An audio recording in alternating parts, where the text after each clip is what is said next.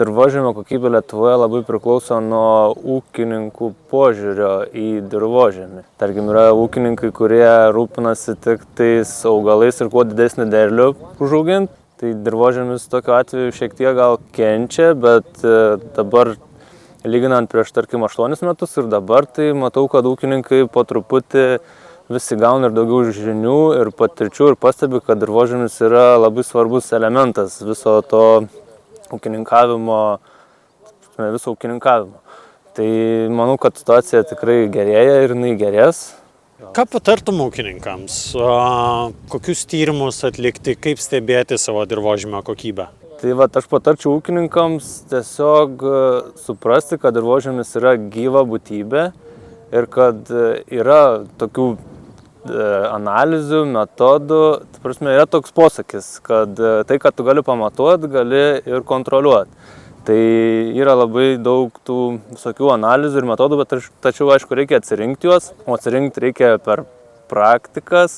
Aišku, galima pakalbėti su tais ūkininkais, kurie jau rūpinasi dirvožemiu ir turi gerus rezultatus ir paklausinėti, ką jie daro, bet yra elementarūs, tarkim, 3 dalykai. Yra dirvožemio tyrimas, yra mikroorganizmų tyrimas, kur tu gali pamatyti, kiek ir kokių mikroorganizmų yra dirvožemy. Ir taip pat dar yra augalų skysčių analizė, kur tu gali pamatyti, kas tuo metu vyksta augale ir pagal tai maždaug nuspręs, ką toliau daryti su augalu, kaip jam galima padėti, kad jisai augtų stiprus ir sveikas ir nereiktų naudoti pertekliniškai fungicidų ar pesticidų, nes per augalų mitybą galima sukontroliuoti tos dalykus savaime.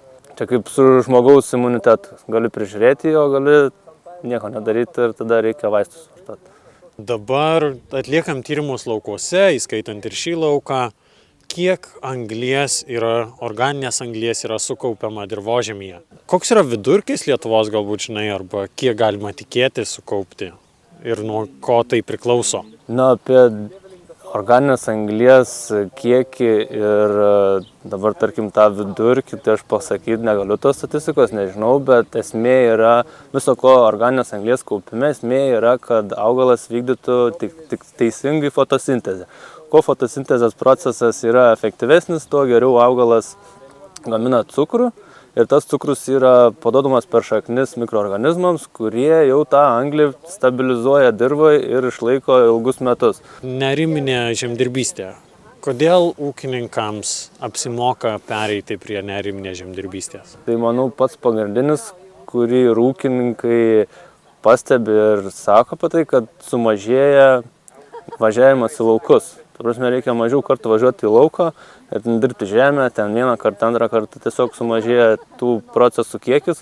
Tačiau, kad taip nustoti iš karto neart žemės, tai irgi nelabai galima, nes žemė yra pripratus prie to dirbimo nuolatinio. Jeigu jau dirbi, tai jinai yra, ir nori, kad tu ją dirbtum, bet tai reikia tą daryti nuosekliai mažinti. Taip pat ir trąšų vartojimo irgi nuosekliai mažinti, kad vėl užsikurtų tie biologiniai procesai ir tada galima jau šiek tiek labiau kontroliuoti visus dalykus. Aš manau, kad dirvožemio kokybė vis gerės, nes ūkininkų požiūris į dirvožemį po truputį keisis ir keisis į gerą. Jie supras, kad jų augalų augimas ir sveikata tolygiai proporcinga dirvožemio sveikatai.